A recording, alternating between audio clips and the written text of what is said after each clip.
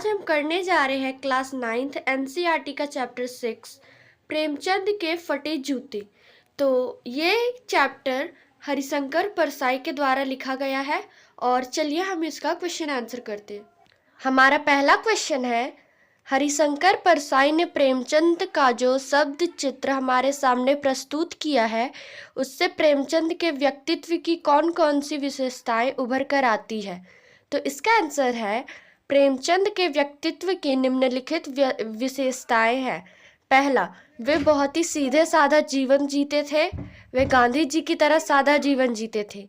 और दूसरा, प्रेमचंद के विचार बहुत ही उच्च थे, वे सामाजिक बुराइयों से दूर रहते थे।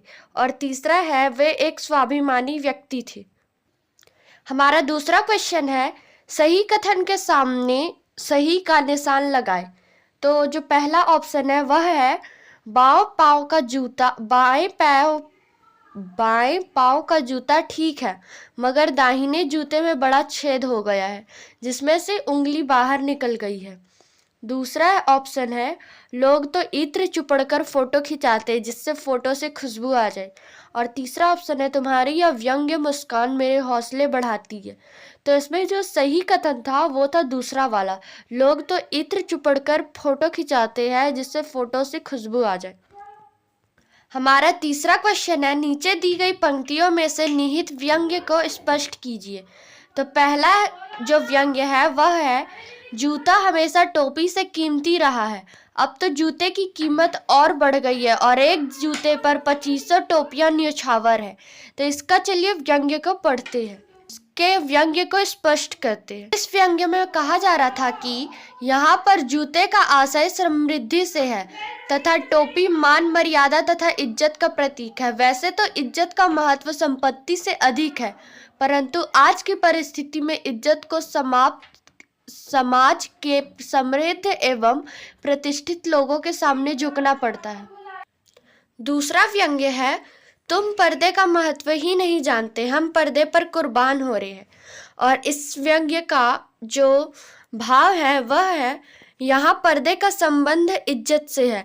जहाँ कुछ लोग इज्जत को अपना सर्वस्व मानते हैं तथा उस पर अपना सब कुछ न्यौछावर करने को तैयार है, वहीं दूसरी ओर समाज में कुछ ऐसे लोग हैं जिनके लिए इज्जत महत्वहीन है। क्या क्वेश्चन है, जिससे तुम घृणित समझते हो उसकी तरफ हाथ की नहीं पांव की उंगली से इशारा करते हो। और इस व्यंग्य का भाव है, लेखक समझता है कि प्रेमचंद गलत वस्तु या व्यक्ति को इस लायक नहीं समझते कि उनके लिए वे अपने हाथों का प्रयोग करके हाथ के महत्व को कम करें, बल्कि ऐसे गलत व्यक्ति या वस्तु को पैर से संबोधित करना ही उसके महत्व के अनुसार उचित है। चौथा क्वेश्चन है, पाठ में एक जगह पर लेखक सोचता है कि फोटो खिंचाने की अगर यह पोशाक है तो पहनने की कैसी होगी, लेकिन अगले ही पल वह विचार बदलता है कि नहीं, इस आदमी की अलग अलग पोशाकें नहीं होगी। आपके अनुसार इस संदर्भ में प्रेमचंद के बारे में लेखक के विचार बदलने में की क्या वजह होगी। तो इसका आंसर है, लेखक पहले प्रेमचंद के साथ साधारण व्यक्तित्व को परिभाषित करना चाहते हैं कि खास समय में ये इतने साधारण है तो साधारण मौकों पर ये इससे भी ज़्यादा साधारण होंगी। परंतु फिर बाद में लेखक को ऐसा लगा कि प्रेमचंद का व्यक्तित्व दिखावे की दुनिया से बिल्कुल अलग है, क्योंकि वह जैसे भीतर है वैसे ही बाहर भी है।